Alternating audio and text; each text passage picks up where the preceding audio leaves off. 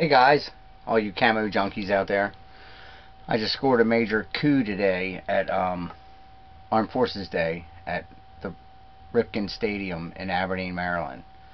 They have Armed Forces Day. It was going all week, but of course I work all week, and time you get off work, everybody's usually shutting down the shop because they have a flea market and a lot of vendors selling stuff, used parts for every kind of vehicle you can imagine, plus a show and you know, like I said, flea market. And they give awards and everything. They used to hold it on APG, Aberdeen Proving Grounds, until after 9/11. Then they moved it off base to a place where they used to hold car shows. It got too big for there. And finally, when Cal Ripken built a stadium in Aberdeen, they started doing the show there. And believe me, sometimes it really fills the parking lot. But at this time of year, thunderstorms are pretty predominant, and luckily all week we didn't have no weather. It started, I think, Tuesday. They were starting to get people there. And it's really huge. I didn't take my camera. I just went after work today, but I scored some good stuff for the World Camo collection. So here it is. I got two things. This video is going to be about an addition to my Czech part of my collection. I have 1, 2, 3, 4, 5, oh, 4, 3, sorry, 1, 2, I have 3 sets right now that are complete, and you've seen the other 2, which is the desert stuff they made for the first Gulf War, but the Czech troops were never sent, from what I understand, and then all the stuff went into surplus. And then I have the Salamander from 1961, but I picked up a 64 set of Raindrop. It looks like East German Raindrop, but it has a kind of a blurred, real ghostly oak leaf pattern. Really crazy looking, but it really tricks your eye because you think you're seeing something, but it's not. And I'll show you. I got the 2 of them right here, the East German and the Czech. From the hat is dated. What was it dated here? 64. Okay, so here we go. This is the East German hat. This is from the 80s and 90s. And it is marked right here, the NVA. It's not North Vietnamese Army either. That really confuses a lot of people. But I can't really read the date. It's looks like either 86 or 88, something along them lines. But it is embroidered with the East German, you know, compass and surveyor thing and the wreath. This is, if you can, here, I'll put them side by side. See the pattern in there? The green, here, here, here. It's all over the place. There's a dot there, a dot there, a dot there. It's really, really subtle. It's like an oak leaf print in real faint colors. But I got the hat, like I said, from 64. And I'll show you. I got this hat. This is from 61. I'm going to show you these about the hats real quick. This is one from the 90s. And it's herringbone twill. You see the lines going up in there? That's herringbone twill. This one, herringbone twill. And this one, it's all. This one's no. This one's not herringbone. Only this is the herringbone material. You can see the pattern going in it again. The V's and the V's.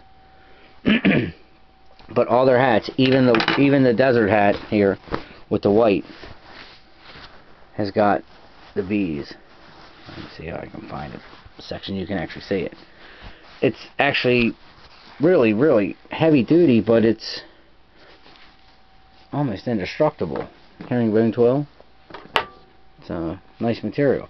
Alright, so that's the hat, and it has the dog ears, just like this one does.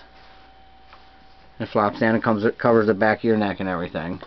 They're both marked the same, similarly, different ears. This is 61, and it's a size 59, and it's made by this maker, the Tonak. And then this is the same thing, but older. It says Tonak right there. Same way. Just without the guy with the hat. And it says Nasavrisky. It's the same thing as this one. It says this, but it doesn't have that. But it's from 54. There's the cross swords, and the size 57, and the 64 for the date. This is the size 59 with the cross swords and 61. So they are truly authentic. And I always like these hats because they had the little chin strap, even though they didn't need it, because this is a huge chin strap right here. You see that ghost print in there? It's real subtle. I want to show you guys the jackets now. This is a normal East German raindrop pattern. No print in it. See it? It's just brown and khaki. This is a... See the green? The outline? And then the light green in the middle. It's all over the whole thing. And I'll show you this. Check it out. There it is right there.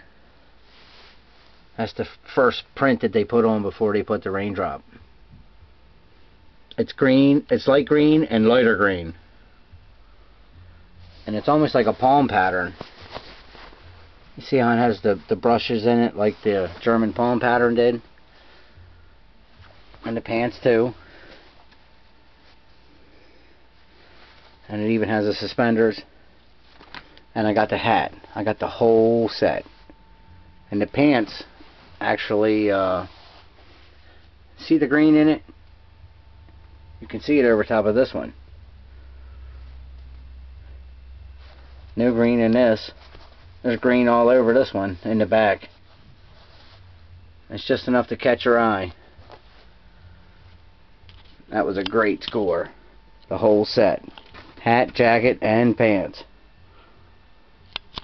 There's the desert stuff from early 90s to mid 90s, and the salamander from 61. And that's the East German. That's the Czech. So there it is. The big score. Well, it's a nice jacket too. It's real,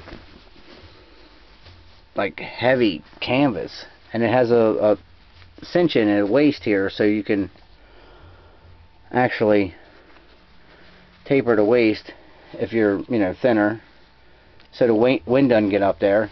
And it also has one on the stretchy things here on the bottom that you can loosen and tighten to your pleasure, so it wind doesn't come up the bottom side of the jacket either. You can clearly see the print on this side, but it's so lightly printed you barely see it on this side, but it's there. I've been looking for this for quite a while, but nobody had the complete thing. That's a complete set now, with that nice hat here. 1964. Wow. So this is the patrol cap and the desert cap from the 90s set. It has snaps on both sides and the vents. I like this pattern. It's really nice. But the score was that and that right there. Like I said, you can cinch the waist all the way around if, you know. You might be able to see it in this picture. The green in the back, where this one doesn't have nothing. Excellent. So I hope you guys know the difference between East German raindrop and the Czech raindrop. Well, until next time, you'll have a good one, and God bless, and see you later.